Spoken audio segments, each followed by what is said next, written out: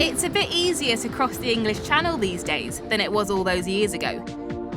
And William is on the ferry from the UK to France. He's travelling with 99-year-old Mervyn, who fought in Normandy. They're going to the coastal town of Arromanches, which was given the secret code name of Gold Beach by the British Army. Mervyn landed there on the 10th of June, just 4 days after D-Day. Thousands of troops were arriving every hour. Many of them, still very young, had never experienced war before. How old were you when you came? I was 19 and a half. Didn't seem so young then, but it does now. Almost everyone else was also 18, 19, 20. We had a corporal who was, I think, 30, and we called him the grandpa. He seemed old to us.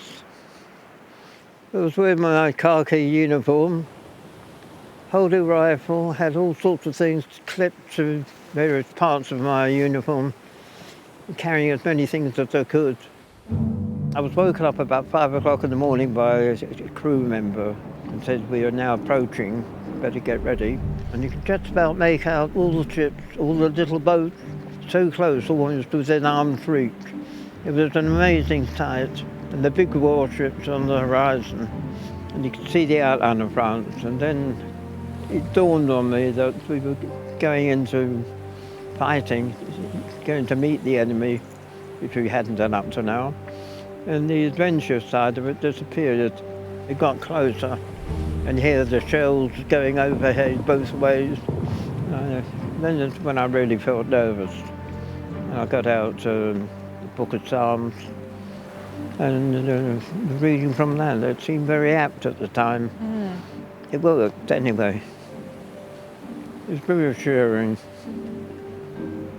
And then finally we got off the boat. There were people all around me. I didn't know them, didn't know any of them. Many of them wet. I was dry, I was on a vehicle, so I was pleased I didn't get my feet wet. That itself would add to the discomfort, I should think. I remember a lot of vehicles, damaged vehicles on the beach, and the beach master, the officer in charge of the beach, shouting at us to keep moving, there are others behind you.